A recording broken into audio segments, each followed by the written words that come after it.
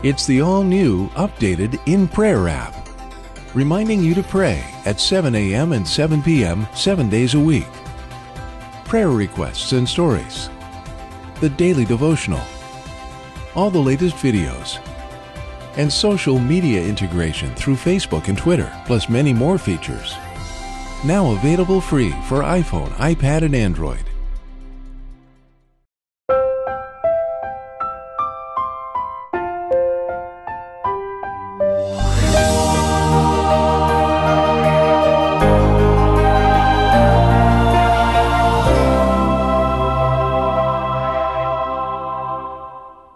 Magandang araw po muli sa inyo lahat, mga minamahal po namin mga kaibigan. Tayo po ay dadako na naman po sa panibagong pag-aaral ng ating leksyon. At sa ating po talakayang ito, sana po ay hangarin po natin na tayo patuloy na lumago sa pagkakilala at lalo pang maging malapit sa ating Panginoong Hesus. Minsan pa po, ako po inyong lingkod, Pastor Ben Casimiro. Dito po sa ating gagawing talakayan, muli po natin makakasama si Pastor Tornalejo. Welcome po ulit, Pastor. Maraming salamat, Pastor Ben, at magandang araw po sa iyo. Ikinagalak ko na makasama ako dito sa programa, Oras ng Pag-aaral, at sa aming lahat na mga tagapagsunod. Magandang araw sa inyo. Sana po pagpalain tayo ng Panginoon habang tayo magpapatuloy sa ating pag-aaral. Okay, mabuti tayo muna po ay dumako na muna sa ating pananalangin at pangunahan tayo ni Pastor Tornalejo. Manalangin po tayo. Dakila naming Ama, ngunit mapagmahal, narito muli kami lumalapit sa iyo. Kami po ay humihiling na iyong patnubay sa pamagitan ng banal na Espiritu na manirahan sa aming puso, na habang kami nag-aaral ngayon, patnubayan po kami, bigyan kami ng karunungan mula sa itaas upang maunawaan namin ang aming mga pag-aralan at ito ay aming maisabuhay. Amin din dinadalangin, Panginoong Diyos, ang aming mga kapatiran, ang lahat na may mga karamdaman, pagpalain sila, Panginoon, at bigyan ng magandang pangangatawan, at bigyan mo po kami ng linaw na kaisipan, at salamat, Panginoon, sa patnubay na binibigay mo sa bawat isa sa amin. Salamat sa pagtugon sa aming kahilingan. Ito ay aming dinadalangin sa pangalan ni Jesus. Amen. Amen. Maraming salamat, Pastor. Tayo po'y dadako na sa ating ikalawang leksyon ng ating pag-aaral sa Aklat ng Santiago. At ang ating pagpaksa ngayon, pasakdalin ang ating pananampalataya. At dito po ay makita natin sa ating leksyong ito na ang ating Panginoon Hesus ang siyang sumasakdal sa ating pananampalataya. Sa pag-aaral ito, makita natin kung paano ang Diyos din ang siyang gumagawa. Kung paano maakay tayo sa lalong ikatitibay ng ating pananampalataya. At ginagamit ng Panginoon Diyos ang mga pagsubok upang kumagkagayon, tayo ay madalisay niya. Pag-aaralan din natin sa linggong ito ang may kinalaman sa tunay na karunungan, gayon din ang mga pag-aalinlangan na nagpapahamak sa atin. At gayon din ang paano tayo makikitungo sa mga pananalapi. Ito ang diwa ng ating pag-aaral sa buong linggong ito. Binagdag pa kayo, Pastor? Maganda, Pastor Ben, ang ating leksyon ngayon.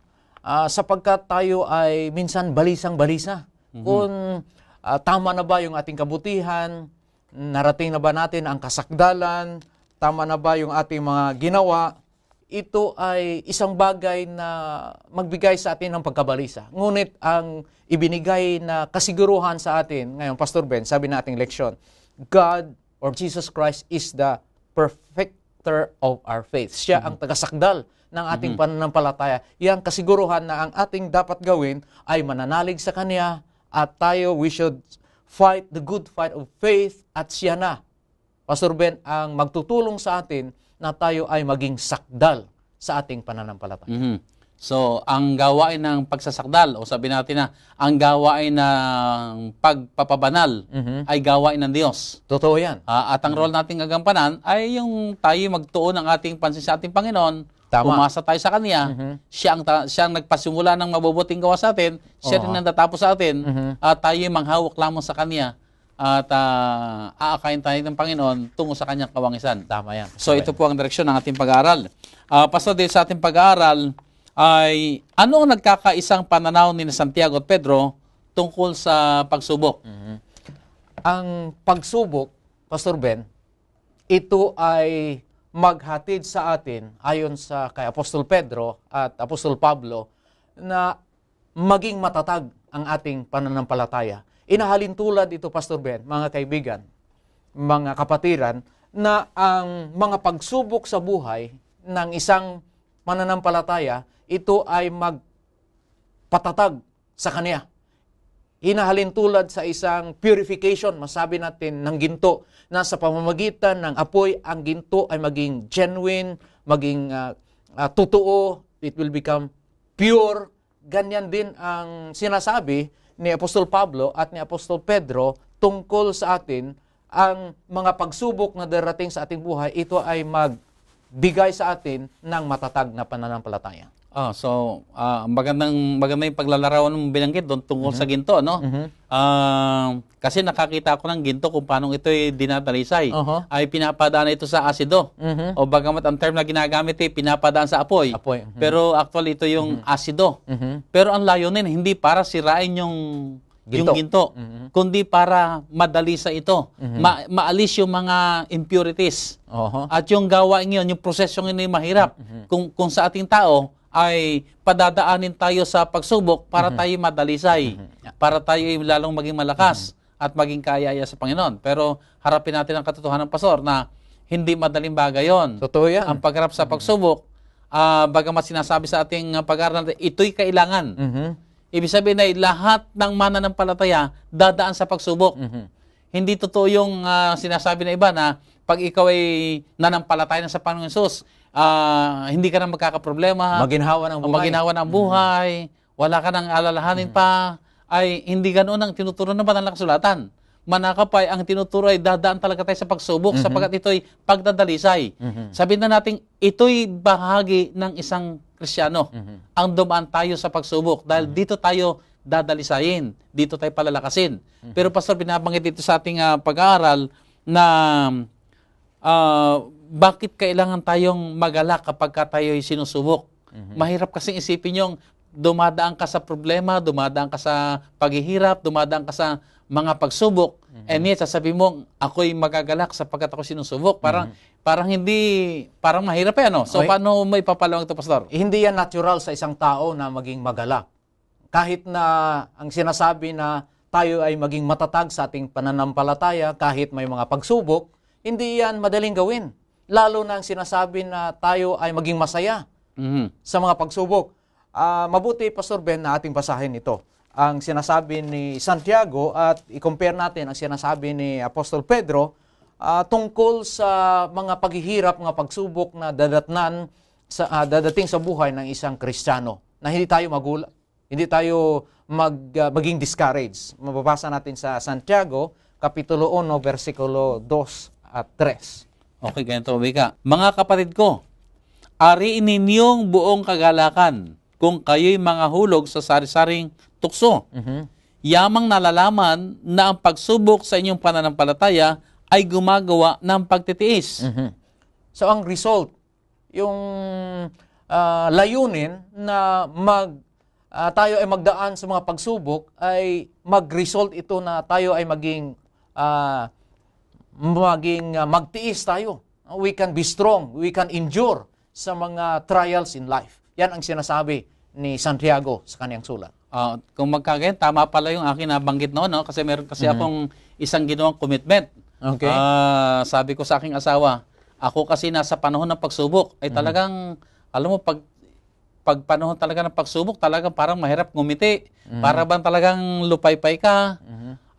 Naalala ko minsan ako'y tinawagan ng aking asawa dahil alam niya ako'y nasa pagsubok. Kinakamusta niya ako. Siyempre, ako sabi ko medyo malungkot at ako nga ay medyo napapaiyak-iyak na. Kasi mahirap yung dumadaan ka sa pagsubok. Nung maramdaman ng asawa ko yung aking dinaraan ng pagsubok, ay siyempre, nadodoon yung kanyang pag-aliw sa akin, yung pag-comfort ba. Nung maramdaman ko na ako'y kino-comfort na, dahil ako nga ay nasa pagsubok, ay ang aking nasabi sa kanya ay, alam mo naman ang aking commitment sa Panginoon. Sa panahon ng pagsubok, isa lang ang aking gagawin. Ako'y magpapakalapit-lapit sa Diyos. Amen. So, nung ma-realize ko ako'y nasa pagsubok, ang sabi ko ay, hindi bale, asawa ko, ito ang aking tiyak. Tatanggapin ko at magalak kong i-welcome ang pagsubok na ito dahil isang aking tiyak dito. Ako'y lalong magiging mas malapit sa Diyos. Amen. At bukod pa ron, ang sabi ko sa kanya, pag ako'y nakalagpas na sa pagsubok na ito, meron akong tiyak na nakikitang magaganap. Ano yon? Ako'y lalong magiging mapagmahal na asawa. Amen. Mapagmahal na magulang. Mapagmahal at malasakit na kapwa sa aking kapwa. Sa ibang salita, ang pagkasabi, I will come out a better person. Amen. So, sabi ko, kung magkagayon, talagang kailangan din talaga natin ang pagsubok. Nung ma-realize ko, sabi ko, Panginoon, sige, subukin mo pa ako. Kung ito ang kailangan, upang ako'y lalong mapapalapit sa iyo, sige, bahala ka na. At ako'y nagtitiwala na lamang, ikaw ang nakakalam ng pinakamabuti, ako'y nagpapasakop lamang. Amen. Praise So, Lord. sa panahon pala na tayo sinusubok, ang makakatulong din ng malaki sa atin, yung acceptance ba? Yung tanggapin natin tayo na sa pagsubok. At ma-realize natin na after ng pagsubok, ay higit tayong mas mabuting mananampalataya. Kagaya ng Higit sabi tayong na mas malapit sa Diyos. maging dalisay ang ating So pananampalataya. nadadalisay. At saka, ang sabi nga ay, ang misis ko, pag dumadaan ako minsan sa pagsubok, tinatanong ako, ano ba ang lesson sa iyo ng Panginoon? Maganda yun. Pag na-realize mo, ako'y dumadaan sa pagsubok, ano ba ang gusto ng Panginoon na mabago sa akin? Ano ba ang gusto niya na mangyari? Ano ba ang gusto ng Diyos na mangyari sa akin? So, kung minsan sinusubok tayo upang ma-realize natin, may panukala ang Diyos na marahil iba yung ating direksyon sa direksyon na nais ng Panginoon ating puntahan. O meron tayong mga gustong gawin na iba naman yung gusto ng Panginoon na gawin natin. So, kung minsan dumadaan tayo sa mga pagsubok, at sa itong mga panahon ay ang pinakamaganda talaga, tumingin tayo sa taas at tanungin natin, Panginoon, anong iyong panukala? Hayaan mong sa iyong biyaya mangyari ang iyong kalooban. Amen. So maganda talaga ang pagsubok at nakita ko talaga na ito'y kamay ng Panginoon at madalas po kahit sa aking personal na buhay, sa mga pagsubok talaga ako naging lalong malapit sa Diyos. Naging lalong malakas sa pananampalataya. Kaya sabi ko nga ang pagsubok ay talagang ito'y hindi maaring ihiwalay sa buhay ng mananampalataya. Kailangan natin ito. Dagdag pa dyan, Pastor Ben, may sinasabi din sa Apostol Pedro, ating basahin, kung anong kanyang sinabi or sinasabi tungkol sa mga pagsubok na darating sa buhay ng isang mananampalataya. Sa aklat ng 1 Pedro, Kapitulo 1, versikulo 6 at 7. Okay, ganito ang wika. Na ito ang inyong totoong ikinagagalak. Bagamat ngayoy sa sandaling panahon, kung kailangan, ay pinalumbay kayo sa mulit-muling pagsubok upang ang pagsubok sa inyong pananampalataya na lalong mahalaga kaysa ginto na nasisira, bagamat ito'y sinusubok sa pamamagitan ng apoy, ay masumpungan sa ikapupuri at ikaluluwalhati at ikararangal sa pagpapakahayag ni Hesukristo.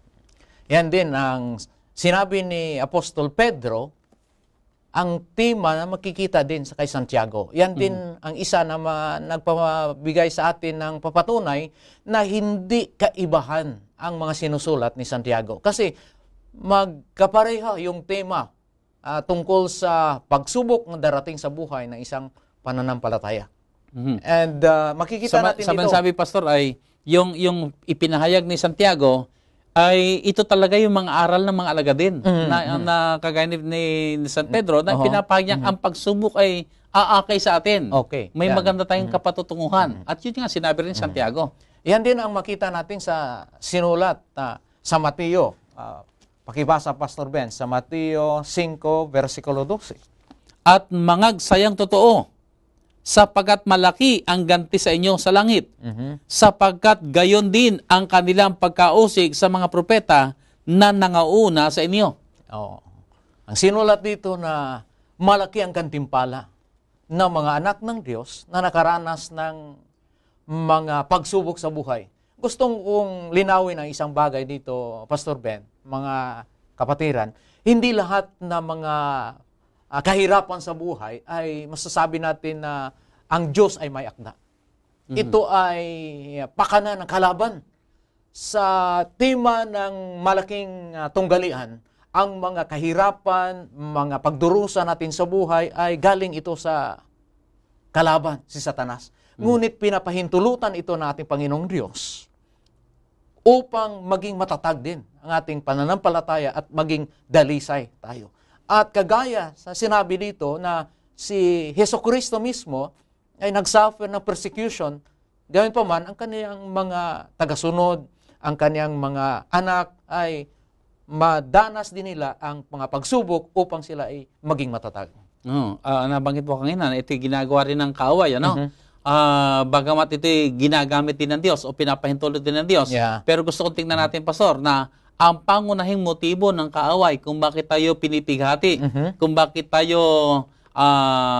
pinapadaan niya sa mahirap na karanasan, ay para sirain tayo, para maakay tayo sa discouragement. Pero ginagamit ito ng Panginoon, o pinapahintulot ito ng Panginoon, pero ang kanyang motibo iba. Ang kanyang motibo ay para tayo madalisay. Maisuko natin yung mga bagay na hindi dapat.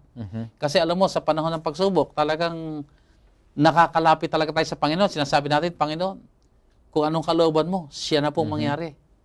Sa mga pagkakataon tayo sinusubok, dito tayo nakakagawa ng mga pangako ng Panginoon. Tulungan mo lang po ako, magtatapat na po ako. Panginoon, pagalingin mo lang ako.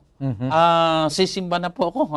Sa panahon ng mga pagsubok, dito talaga tayo maging malapit sa Panginoon. Kaya pinapahintulot din ng Diyos. Yeah. Bagamat binanggit mo na hindi ang Panginoon ang may akda noon, kundi yung kaaway na gusto tayong pigatiin at akayin sa paglayo sa Diyos. Pero ang Diyos din ang gumagawa ng daan upang kung magkagayon ay maakay tayo, hindi palayo, kundi palapit sa ating Panginoon. Balikan ko, Pastor Ben, yung punto na binanggit mo kanina na hindi lamang tayo maging matatag sa mga pagsubok, hindi lamang na ang ating panampalataya ay magiging nakasalalay sa Panginoon sa panahon sa mga pagsubok. Ang sabi pa nga dito na parang hindi natural at saka totoong mahirap gawin na tayo ay maging masaya. Habang tayo ay nasa pagsubok. Nasa pagsubok. Sa aking paningin, sa akin mahirap ito gawin. Totoo yan. So,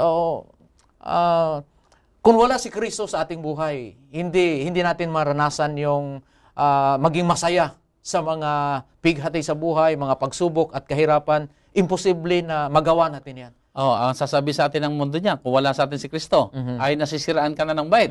Kasi naghihirap ka na nga o nang problema ka na nga, ay sasabi mo pa na para magagala ka pa, ay wala kasi sa iyong tamang pag-iisip. Pero kung sa atin nananahan si Kristo, ay yung nagagawa natin yung mahirap gawin. Kagaya ni Apostol Pablo sa Philippians, sabi ni Apostol Paul, rejoice in the Lord always.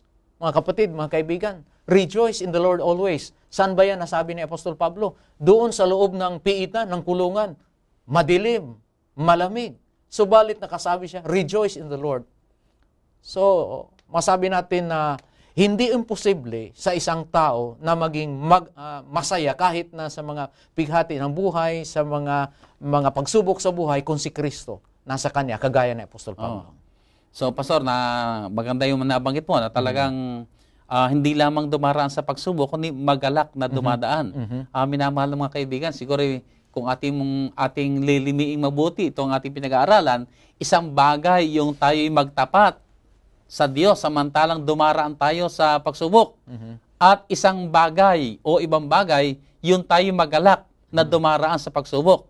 Siguro, Pastor, ang ating makikita rin, yung huli mong binanggit ay kapag ka nalaman natin na dumaraan tayo sa mga pag-uusig o sa mga pagsubok, alang-alang kay Kristo, ay talagang malinaw natin ito makikita na talagang magagalak tayo. Dahil sinusubok ang ating pananampalataya at alam natin, ito isa ikaluluwalhati ng Diyos. Amen. Pero kapag tayo dumadaan sa mga pag-uusig o sa mga suliranin, dahilan sa ating sarili naman din kagagawan, ay iba po yon. Iba yon.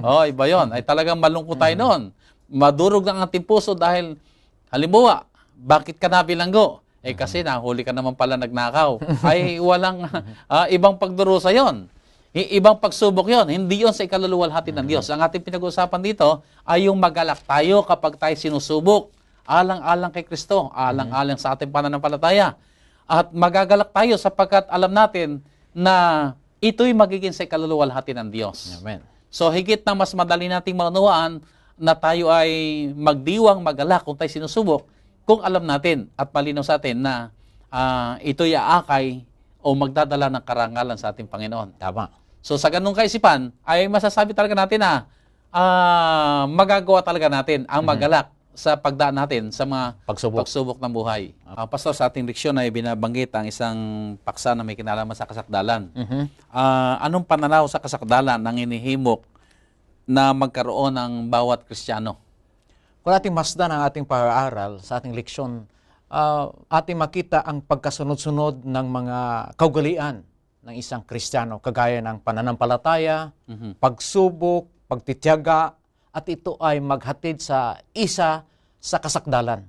Ngunit sa karamihan, ang kanilang pag-uunawa sa kasakdalan na hindi na magkasala. Subalit, hindi yan ang tinutukoy ni Santiago sa kanyang sulat. Sinasabi niya na ang kasakdalan, isa sa mga ginagamit na salita dito, ang teleos, meaning to say, the goal. Ito ay tumutukoy sa spiritual maturity, na ating hangarin ay maging mature tayo sa spiritual na aspect na ating pamumuhay. Sa dagdag na pamamahayag, makikita natin ito sa Episo Kapitulo 4, versikulo 13 at saka Pilipos Kapitulo 3, 12 hanggang 15. Mabuti, siguro Pastor Ben, ating basahin ang mga talatang ito upang ating maunawaan ng mabuti ang pinapahayag ng banal na kasulatan tungkol sa binabanggit natin na kasakdalan. Epeso 4:13, hanggang sa abutin nating lahat ang pagkakaisa ng pananampalataya at ang pagkakilala sa anak ng Diyos, hanggang sa lubos na paglaki ng tao, hanggang sa sukat ng pangangatawan ng kapuspusan ni Kristo.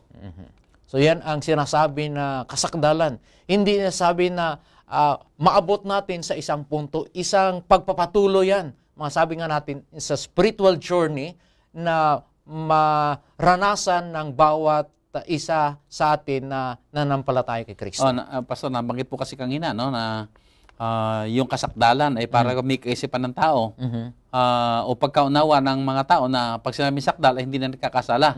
Kaya kamisan tuloy nagkakaroon ng pagtanong na, sakdal ka na ba? Hindi ka na ba nagkakasala? Para pagka naililing talaga yung kasakdalan sa hindi na nagkakasala. Pero hindi yun ang hindi ganoon ang ibig sabihin na pinaliwanag mo nga. Totoo yan. Na ito yung nangangahulugang maakay tayo sa maturity. Na hindi ibig sabihin hindi na nagkakasala. Pero kung magkasala man, nandoon na rin yung maturity na alam mo nagkasala ka, right then and there, ihihingi ka na ng patawad sa Panginoon. Tama yan, Kung Pastor makita Ben. natin ng sarili natin nagkamali, ay hindi mo na patatagalin pa kasi nandoon ka na sa maturity Pero kung wala pa sa maturity, ay kung nagkasala ngayon, ay nangangatwiran pa. Justify mo pa. I-justify pa. At yun ang mabigat, Pastor, sapagkat ang sabi nga ay kasalanan yung may ginawa kang hindi tama. Pero napakalaking kasalanan na yung ipagtatanggol mo pa ang mali mong ginawa. Yan. Yun yung tinatag na worse. Kasi sa halip na ikaw magsisi, sa halip na ikaw mapighati dahil nagawa mo yung kasalanan, dahil nagkamali ka, ay ba ipapangatuwiran mo pa? At kung minsan ay nangyayari pa sa church, magtuturo pa ng iba. At sasabihin, pare-pareho lang naman, ay talagang yun ay worse. Pero dito nga sa ating pag-aaral ay aakayin tayo sa maturity. Hindi ibig sabihin hindi na magkakasala, pero kung magkasala, nandun na ng pagkapighati at ang paglapit nating karakaraka sa naglilinis ng ating mga kasalanan. Tama yan, Pastor Ben. At ipapatuloy dito, anong sabi sa Pilipos, Kapitulo 3, 12 hanggang 15? Pilipos, Kapitulo 3, talatang 12 hanggang 15. Hindi sa ako'y nagtamo na, o ako'y nalubos na, kundi nagpapatuloy ako. Baka sakaling maabot ko, yaong kinaabot naman sa akin ni Kristo Jesus. Mga kapatid, hindi ko pa inaring inabot. Datapwat isang bagay ang ginagawa ko, na nililimot ang mga bagay na nasa likuran, at tinutungo ang mga bagay na hinaharap. Nagtutumulin ako sa hangganan, sa gantimpala ng dakilang pagtawag ng Diyos na kay Kristo Jesus.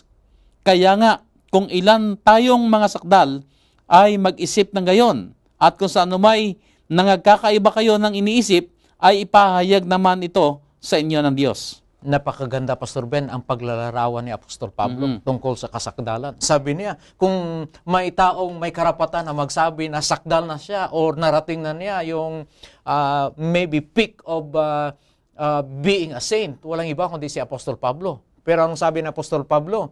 Hindi na naabot ko na.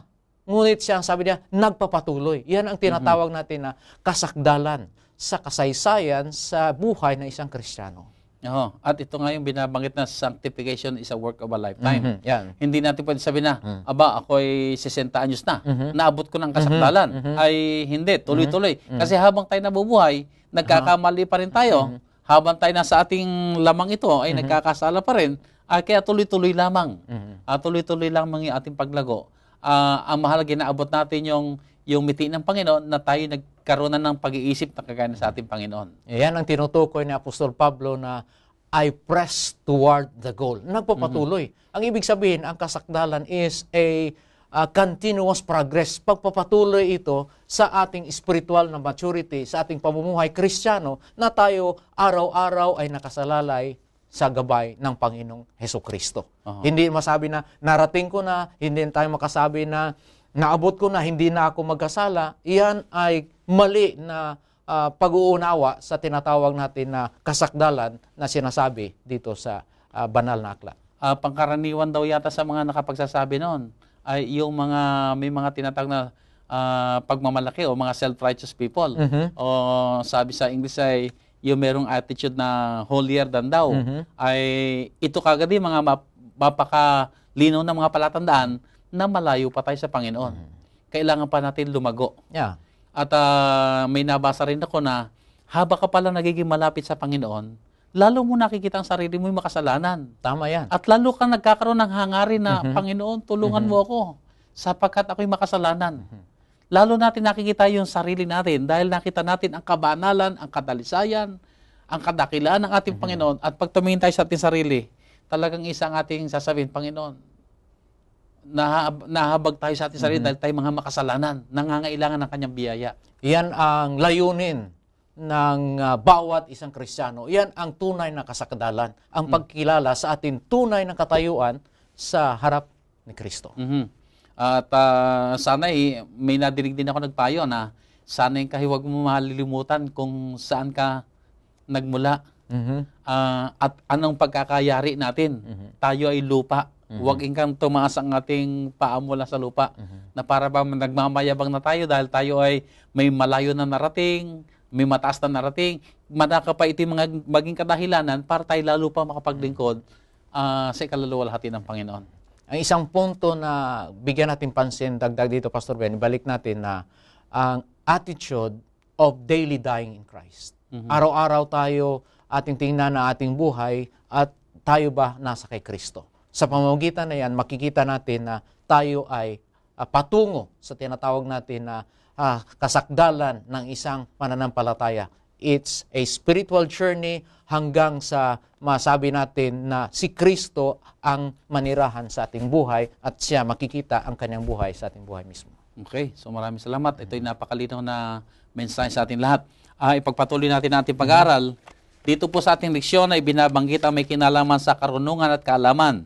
So, paano ba natin bibigyan ng pagkakaiba itong karunungan at kaalaman? Sa karaniwan, parang hindi natin nabigyan ng kaibahan. Subalit, ang sabi dito sa sulat ni Santiago at sa mga kawikaan, ang karunungan at ang kaalaman ay may kaibahan. Sabi pa nga dito, ang practical way, itong masasabi natin na karunungan. Ang kaalaman, kung ano ating mga nalalaman, in other words, mga theoretical na mga bagay, information. Subalit ang karunungan, tunay na karunungan, ito ay may kaugnayan sa ating pamumuhay. Lifestyle natin. Na ang ating nalaman na mabuti, ating ginagawa. Ang ating nalaman na katotohanan, ating isinasabuhay. Yan ang mahalaga ng kaibahan ng karunungan at ng kaalaman. Sa malinsabi, Pastor, sangayon sa iyong binanggit ay merong kaalaman ng tao, pero hindi yung karunungan. Ang karunungan ay kung itong kaalaman ito ay magagamit mo. Mabibigyan mo ng aplikasyon. Yun ang karunungan. Nagamit ang kaalaman sa meaningful na pamamaraan o yung pagkakagamit ito ay naroon ng karunungan. Kasi ang kaalaman ay napakarami. Pero hindi lahat ng kaalaman ngayon nagagamit natin o nai-apply natin. Pero ang karunungan, kapag nai-apply natin ito yung karunungan. Now, ibabalik natin ito sa ating pananampalataya ngayon. sa tunay na karunungan o tunay na karunungan, ang issue dito ay anong ginagawa natin sa pananampalataya natin. So kapag yung ating pananampalataya, ina-apply natin sa ating buhay, pina-practice natin, ay naroon ang karunungan. Sabi pa nga dito, hindi ito kung ano ang ating nalalaman. Kundi ito ay paano tayo namumuhay. At ito makikita natin sa mga talata. Pakibasa, Pastor Ben, sa Santiago, Kapitulo 1, versikulo 19 hanggang 22. Ito ang tunay na karunungan na sinasabi ni Santiago na makikita talaga sa pamumuhay ng isang Kristiyano. Okay, ganito wika. Santiago 1:19 patuloy. Okay? Nalalaman ninyo ito, minamahal ko mga kapatid. Ngunit magmaliksi ang bawat tao sa pakikinig. Magmakupad sa pananalita. Magmakupad sa pagkagalit. Sapagkat ang galit ng tao ay hindi gumagawa ng katwiran ng Diyos. Kaya't ihiwalay ninyo ang lahat na karumihan at ang paghapaw ng kasamaan at tanggapin ninyo na may kaamuan ang salitang itinanim na makapagliligtas ng inyong mga kaluluwa. Datapwat, maging tagatupad kayo ng salita at huwag tagapakinig lamang na inyong dinadaya ang inyong sarili. Ang isang tao, Pastor Ben, na sumusunod sa sinasabi ni Santiago ay isang tao na tunay na marunong. Dagdag pa riyan sa versikulo 15 ng Kapitulo 2. Anong sabi dyan? 2:15. Kung ang isang kapatid na lalaki o babae hubad at walang kakanin sa araw-araw, at ang isa sa inyo ay magsabi sa kanila, magsiyaon kayong payapa, kayo'y mangagpainit at mangagpakabusog, at gayon may hindi ninyo binibigay sa kanila ang mga bagay na kinakailangan ng katawan. Anong mapapakinabang dito? Yan din. Ang dagdag ni Santiago, na iba yung magsabi na, sige, bigyan ka ng biyaya ng Panginoon. Iba din ang maggawa ng mga mabuting gawain upang matulungan ang isang tao na nangangailangan. Yan ang kaibahan sa sinasabi natin na karunungan at kaalaman. Alam mo kung ano yung kailangan ng kapwa mo, ngunit wala kang ginagawa. Alam mo, pero wala kang karunungan. Sapat na karunungan na ipakita na tulungan mo siya. Dito sa mga pananalitang ito na binibitiwan si Santiago, makita natin kung sino siya, no? Si Santiago ay merong maturity na may pananampalataya, pero hindi basta pananampalataya, kundi talagang nasa puso niya yung pananampalataya makita. At ang sabi nga dito sa halimbawang ito, ay nakita mo o hangat mo yung ikabubuti ng iyong kapwa, pero wala ka namang ginagawa. So ang karunungan ay nakita mo ang pangangailangan, alam mo ang dapat mong gawin at ginawa mo, naroon na karunungan at narito rin yung ebidensya ng pananampalataya na tayo ay kitang-kita sa ating mga gawa yung ating pananampalataya. Kaya tama talaga itong aklat ng Santiago, ay talagang ito ay gabay sa Kristiyanong pamumuhay kung paano tayo magbibigay lugod sa ating Panginoon. Muli, Pastor, hindi natin pinag-uusapan dito na kaya gumagawa ng mabuti para maligtas. Hindi issue 'yon. Yeah, totoo 'yan. Ito'y issue ni San Pablo na kung paano maligtas. Pero dito ang kausap na ni Santiago ay ang mga lingkod na, ang mga tumanggap na, ang mga ligtas na. Na sila yayaman mga ligtas na at mga alagad na ng ating Panginoon at mga tagapagmananalangin ng bayan, inaasahan niya na ang pananampalataya ay kitang-kita sa kanilang mga buhay ang pananampalataya ngayon. Makikita so masasabi natin, Pastor, na may kalaliman ito si Santiago. Na hindi lang basta pananampalataya, yung binanggit nga natin isang pag-aaral, yung uri ng pananampalatayang kitang-kita sa kanyang kabuhayan. Yan nga, pabalik-balik ang tema ni Santiago na practical way of the Christian life. Makikita natin pabalik-balik sa kanyang mga sulat. Pastor, dito naman sa ating susunod na pag-aaral ay yung kabaliktaran naman ng pananampalataya, ay ito naman yung pag-aalinlangan o yung pagdududa. So, paano mo ba ipapaluhanag itong opposite ng faith na binabanggit sa ating lesson? Ang tinutukoy dito ni Santiago, Pastor Ben, mga kapatid, na kung ang isang tao ay nananampalataya sa Panginoon, siya ay matatag. Walang pag-aatubili, walang pag-aalinlangan. Kasi ang pag-aalinlangan, isang pagpapatunay na yung ating pananampalataya ay hindi tunay, hindi totoo. Basahin natin ang Santiago, Kapitulo 1, 6 hanggang 8. Anong sabi niya dito? Tungkol sa pananampalataya. Ngunit humingi siyang may pananampalataya na walang anumang pag-aalinlangan, sapagat yaong nag-aalinlangan ay katulad ng isang alon ng dagat na itinutulak ng hangin at ipinapadpad sa magkabi-kabila, sapagat huwag isipin ng taong iyon na siya'y tatanggap ng anuman bagay sa Panginoon. Ang taong may dalawang akala ay walang tiyaga sa lahat ng kanyang mga paglakad. Ayaw ni Santiago ang pananampalataya na pabugso-bugso, palipat-lipat, parang hindi matatag. Kasi yan ay hindi tunay na pananampalataya. Ito binigbigyan ng example dito sa ating leksyon, Pastor Ben, tungkol sa mga Israelitas mula sila sa Egypt, labas patungo sa Canaan, nang malapit na sila, sabi ng Panginoon, patuloy kayo sa Canaan, ibigay ko sa inyo ang lupain ito. Subalit, takot sila, may pag-aalinlangan. So sabi ng Panginoon, sapagkat kayo nag-aalinlangan, hindi kayo matuloy. Pagsabi ng Panginoon, hindi matuloy, pumirsigi sila na ipagpatuloy. At nakita natin na ang result sa kanilang pag-aalinlangan ay they were defeated in battle. So ang sabi dito na ang isang tao na may matatag na pananampalataya, hindi yan nag-aalinlangan. Buo at hindi matitinag ang kanyang pananalig sa Panginoon. Pastor, paano naman yung halimbawa? Nagsasabi na, binanggit po kasi, matibay ang pananalig sa Panginoon. Magbibigay ako ng halimbawa, no? Okay. Halimbawa, may isang tao na nanalangin. Panginoon, kailangan ko ng 10,000. Ibigay mo to sa akin ngayon. Ako'y nananampalatang, ibibigay mo to sa akin sa araw na ito. Ay paano kung hindi binigay ng Panginoon? Sasabihin ba natin ang taong ito ay walang pananampalataya at nagduda siya? Isang magandang katanungan yan, Pastor Ben.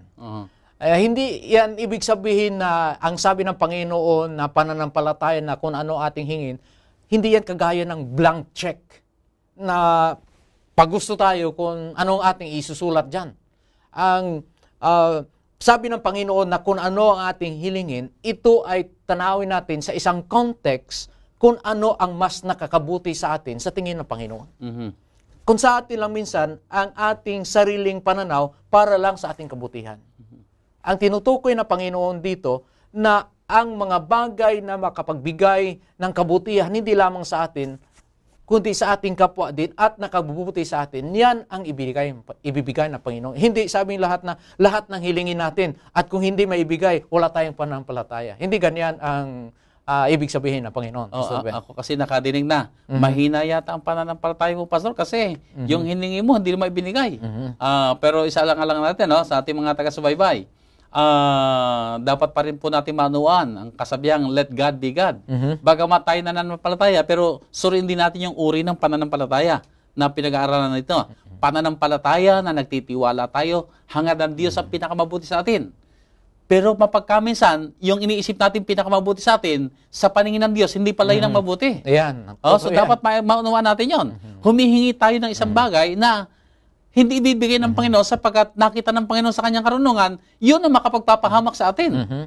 So, hindi ibibigay. So, ang tunay na pananampalataya rito ngayon ay yung pananampalatayang nagtitiwala, hangad ng Diyos ang pinakamabuti sa atin. At kung ito makabubuti sa atin, hindi niya ito pagkakait. Kung ito makabubuti sa atin, gagawin niya sa atin ito. Pero kung nakita rin ng Diyos na sa pamamagitan nito ay maaari tayong mapahamak o maaari tayong makonsinti sa ating mga ginagawa rin na hindi marapat, ay hindi rin ito ibibigay ng Panginoon. Tama yan. At yung punto ng pag-aalinlangan ay nabanggit kasi kanina, binasa natin kanina, yung kagaya ng alon. Ang alon kasi walang sariling direksyon yan eh. Kung saan ang ihip ng hangin, doon yan pupunta. Kung saan ang hangin galing sa east, sa silangan, ay di talagang ang alon ay doon dadalhin sa gawing pakanluran yan. Kung galing sa kanluran naman ng hangin, ay di doon dadalhin ng alon sa kabila. So, wala siyang sariling direksyon. Parang ganito rin kuminsan ng tao na nag-aalinlangan. Walang sariling direksyon. Kung ano yung sitwasyon, kung ano yung nasabi na isa, yun ang kanyang gagawin. Iba naman sinabi na isa, iba na naman kanyang gagawin. So, pero ang taong nananampalataya, nakapako ang kanyang pag-iisip sa Diyos. Amen. Ang kanyang pananampalataya, gagawin ng Diyos ang pinakamabuti sa akin at ako'y nagtitiwala. Kung anong kanyang kalooban, siyang mangyari. Nandoon din pati ang pagpapasakop. Yeah. At isa pa, Pastor Ben, ang sabi dito na kung anong alam natin na mabuting gawin, dapat natin gawin. Walang pag-alinlangan na kung anong sabi sa iba, kahit alam natin ang mabuti, madadala tayo. Kailangan matatag tayo sa ating pananampalataya kung anong mabuti natin na alam natin, dapat natin gawin. Tama yun. Kaya lang, may mga tao kuminsan ba na palagi silang particular sa ano kaya sasabihin ng tao kapag ginawa ko ito. Kaya ang napakagandang panuntunan ay yung magkaroon tayo palagi ng pag-iisip na ano ba ang sasabihin ng Panginoon kung gagawin ko ito? Yan, ang mahalaga. Kaysa doon sa ano sasabihin ng tao kung gagawin ko ito. Bilang tunay na mga mananampalataya ay ang ating palaging pangunahing maging isipan, ano ang sasabihin ng Diyos kung gagawin natin o hindi natin gagawin ang isang bagay. So magpatuloy tayo, Pastor, sa ating talakayan. Dito binabanggit naman ang tungkol sa mga mayayaman at mahihirap. Dito sa Jerusalem Church, naghalo dito ang maraming mga tao. Okay. Yung kanilang pinag-usapan dito, yung kanilang social status. Merong mayayaman talaga at meron naman talaga mahihirap. So, ang punto rito ay, ano bang itinuturo ni Santiago tungkol sa mayayaman at mahihirap? Kung natin tingnan lang sa mababaw, parang masama ang pagtingin ni Santiago sa mga mayayaman. Parang tinutuligsa niya ay yung mga mayayaman. Subalit kung nating masdan ang mabuti, hindi ito isang pagtutuligsa. Isa ito sa pagsabi sa mga mayaman na sila ay may tungkulin, sila ay may responsibilidad sa mga mahihirap. Kagaya sa mga sulat din ng Panginoong Hesus sa Mateo at sa iba pang mga kasulatan, sabi dito na ang mga mayayaman ay dapat bigyan pansin din ang mga mahihirap. Itong reminder ni James sa mga mayayaman, they have a responsibility to the poor. So, ibig sabihin ay, ang issue rito ay hindi kung nagkakamit sila ng kayamanan pa o yumayaman pa. Ang issue rito ay, samantalang sila yumayaman, napapalayo naman sila doon sa mga mahirap. Nawari bagang, bahala na kayo dyan, basta kami, nakikinabang na kami, basta kami ay yumayaman na kami. So, ang punto rito ni Santiago, maganda yung pinagpapala. Pero huwag mong kakalimutan, meron kang obligasyon doon sa mga mahihirap. So, ang tunay na issue dito ay hindi itong social standing, kundi yung attitude, yung pinakamahalaga. Kasi may mga mahihirap naman na masasabi natin na mapagmataas din. Oo. At sa kabilang dako, mayroon ng mga mayayaman na may mga magagandang ugali, mabuting ugali, mga mabuting tao. So, hindi kasalanan ang maging mayaman at hindi din virtue or maganda o kagandahan na ikaw ay mahirap. Ang mahalaga ang iyong attitude. At siguro mas maganda basahin natin yung mga talata dito, Pastor Ben, upang mabigyan natin ng karagdagan na kalinawan ang mga tinutukoy na Santiago. Santiago, Kapitulo 1, versikulo 9 hanggang 11. Okay, ganito umika. Datapwat ang kapatid na mababang kapalaran ay magmapuri sa kanyang mataas na kalagayan. At ang mayaman, dahil sa siya'y pinababa, sapagkat siya'y lilipas na gaya ng bulaklak ng damo, sapagkat sumisikat ang araw na may hanging nakasusunog at naluluoy ang damo at nangalalagas ang bulaklak nito, at nawawala ang karikitan ng kanyang anyo. Gayon din naman ang taong mayaman na malalanta sa lahat ng kanyang mga paglakad. I-compare natin, Pastor Ben, sa Lucas, Kapitulo 8, versikulo 14. At ang nahulog sa dawagan ay ito ang nangakinig, at samantalang sila nagsisiyaon sa kanilang lakad, ay iniini sila ng mga pagsusumakit at mga kayamanan at mga kalayawan sa buhay nito, at hindi nangagbubunga ng kasakdalan. So may similarity ang sinasabi ni Santiago dito sa binibigkas dito sa Lucas Kapitulo 8, versikulo 14. Na ang kayamanan ng tao ay temporary lang. At dapat na ang ating pagtuunan yung ating attitude. Isa pang text, mga talata, Pastor, nating i-compare. Santiago 1, versikulo 27, i-compare natin sa Matthew 25, 37 to 40. Okay, sa Santiago 1:27, ang dalisay na relihiyon at walang dungi sa harapan ng ating Diyos at Ama ay ito: dalawin ang mga ulila at ang mga babaeng bao sa kanilang katigatian, at pag-ingatang walang dungis ang kanyang sarili sa sanlibutan. Sa Matthew, anong sabi sa Matthew tungkol sa Mateo, Kapitulo 25, versikulo 37 hanggang sa 40. Kung magkagayoy, sasagutin siya ng mga matuwid na mga nagsasabi, Panginoon, kailan ka namin nakitang nagutom at pinakain ka namin? O nauuhaw at pinainom ka? At kailan ka namin nakitang isang taga-ibang bayan at pinatuloy ka? O hubad at pinaramdan ka? At kailan ka namin nakitang may sakit o nasa bilangguan at dinalaw ka namin? At sasagot ang hari at sasabihin sa kanila, katotohanang sinasabi ko sa inyo, yamang inyong ginawa sa isa dito sa aking mga kapatid, kahit sa pinakamaliit na ito, ay sa akin ninyo ginawa. Anong sabi ni Santiago? Ang dalisay na relihiyon. Ano man ang sabi ni Jesus dito sa Mateo 25? Walang kaibahan. Ang tunay o dalisay na relihiyon ay ang nagtutulong sa mga nangangailangan. So, Pastor Ben, dito sa mundo, ngayon, sa nakaraan, may mga mahirap, may mga mayaman. Palagi, nandyan yan. May mga mahirap, may mga mayaman. So, ang issue ay hindi kung mayaman o mahirap, kundi yung kalagayan ng puso. Yan, ang puso ba ay nakahandang magmalasakit? Kasi, merong mayayaman talagang nagmamalasakit din naman. Bagamat marami rin ang hindi nagmamalasakit. Ay gayon din naman sa mahirap eh. Meron din mahirap na ang katwiran nila, ba't ako tutulong? Ako nga kailangan tulungan na wala sa loob din nila ang magmalasakit. Pero ang issue ay yung kahandaan ng puso na magmahal sa kapwa at tumulong sa kapwa, ito ang tinitingnan ng ating Panginoon. Ito, tinutukoy, binibigyan malaking emphasis ang mga mayaman. Na kung tayo ay binigyan ng Panginoon ng mga pagpapala, tayo ay may responsibilidad at may tungkulin na ang mga mahihirap dapat nating tulungan sapagkat yan ang dalisay na reliyon. Tumutulong sa mga tao na nangangailangan. Yan ang tinutukoy ni Santiago na dapat makita sa kabuhayan o sa buhay ng mga Kristiyano. Okay, Pastor, ang iyong paanyaya sa ating mga taga-subayban tungkol sa ating pinag-aaralan na leksyon? Maganda, Pastor Ben, ating napag-aral na leksyon, mga kaibigan, mga kapatiran, ang ating hangarin ay maging sakdal. Ang kasakdalan na tinutukoy dito sa ating pag-aaral ngayon ay hindi ang pagkawalang sala or walang kasalanan.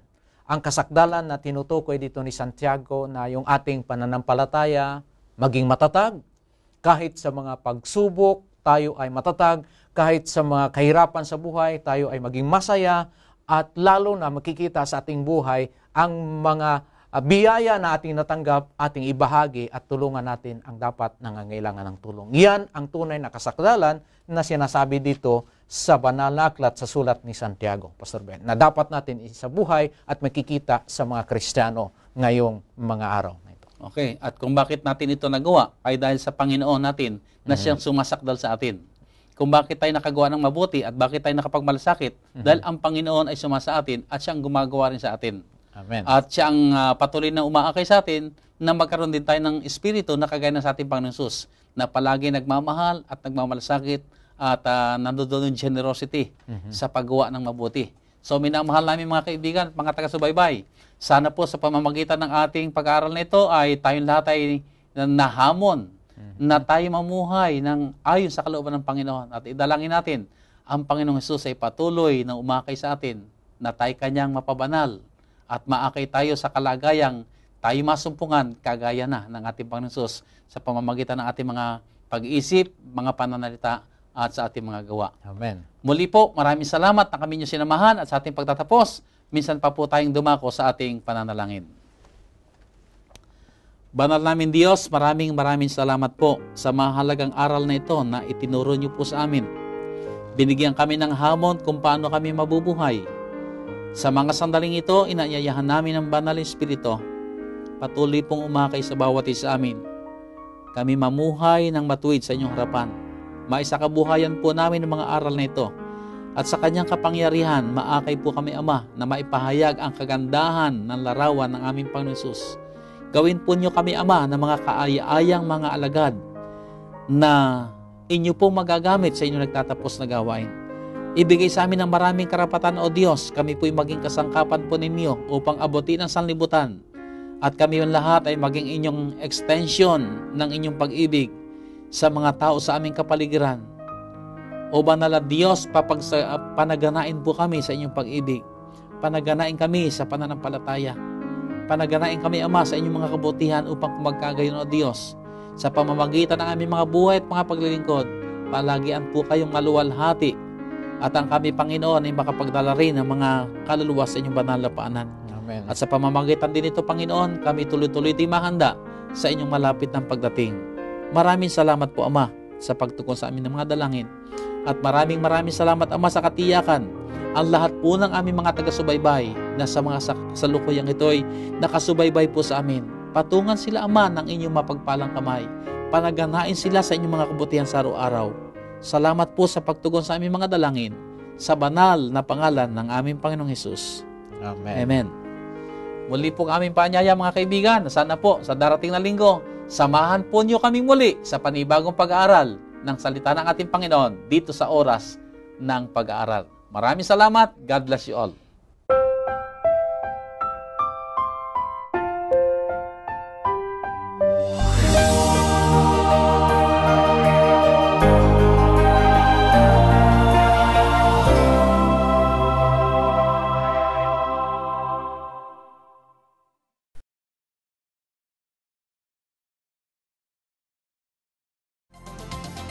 Presenting the best news in the world. You're watching the Hope Channel. We are people, and we love to get connected. We connect as families because of birth. We connect as friends because we click. And we connect as communities because we care. Seventh-day Adventists are people who connect in communities called congregations, which in turn connect to form conferences, who connect together to form unions, divisions, and the General Conference. Why do we connect? It starts with a connection to the Creator, who invites us on a spiritual journey. When we journey together, we can help each other along the way. This journey is a journey of a lifetime. And as we learn and grow, life becomes filled with meaning and purpose. Our greatest joy is in helping others along the way. Wherever you are on your journey, we believe that we have something to offer that can make your life more whole. So the next time you see a Seventh-day Adventist, remember, you're not looking at someone who stands alone. They are connected to a world church that has 18 million members, gathered in 13 divisions, comprised of 122 unions, formed by 600 conferences, serving in 140,000 congregations in 208 countries, who worship in 924 languages, and they all want to connect with you. Every hour of every day, any family member can watch. Hope Channel is educational, inspirational, focusing on lifestyle and health, and offering programs to young and old alike that teach health, culture, positive values, and spirituality. Welcome to Hope Channel.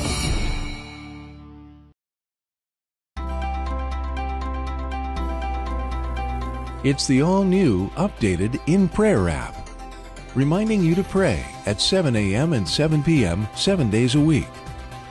Prayer requests and stories, the daily devotional, all the latest videos, and social media integration through Facebook and Twitter, plus many more features.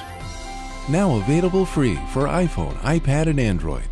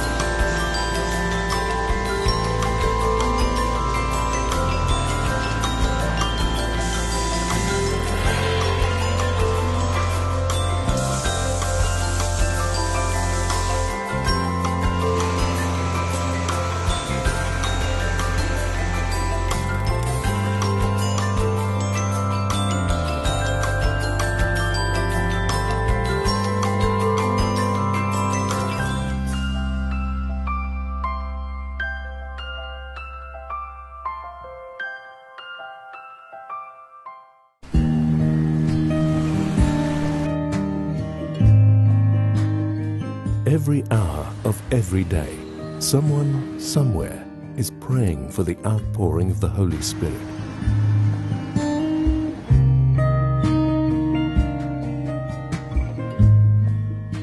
"777", praying at 7 a.m. and 7 p.m., 7 days a week.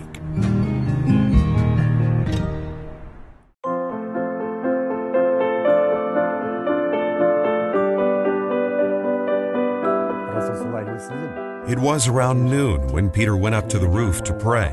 It was here that Peter had a vision about a large sheet containing a mix of unclean animals, representing God's affirmation of the diversity of peoples in the growing church.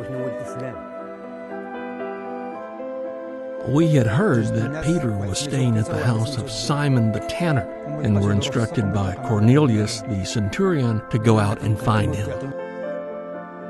While Peter was still thinking about the vision, the Holy Spirit told him to go downstairs because 3 men were looking for him.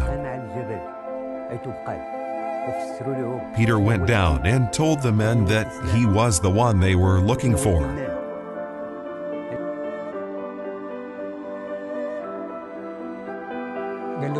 We then told Peter that Cornelius the centurion had been told by an angel that Peter would come and see him at his house. So, unbeknown to Peter, Cornelius was already expecting his visit to Caesarea. What happened here was quite unusual, just the fact that Peter entered the house. Remember that it was against the law for a Jew to associate with or visit a Gentile. Cornelius told Peter how 3 days earlier he had been praying in his house when an angel had appeared before him. Peter shared with Cornelius his new understanding that God does not show favoritism and is the Lord of all. This was a real turning point. From this point on, the gospel was also given among other people groups, and it all started out with prayer and fasting and a vision. I pray for my family to be safe. That we're thankful for what we have. I pray for the people who are sick will heal and feel better. I pray for my parents to be safe, and I pray for my brother, and that God gives us a blessing. Please pray at 7 in the morning and at 7 in the evening and 7 days a week. Every hour of every day, any family member can watch. Hope Channel is educational, inspirational, focusing on lifestyle and health, and offering programs to young and old alike that teach health, culture, positive values, and spirituality. Welcome to Hope Channel.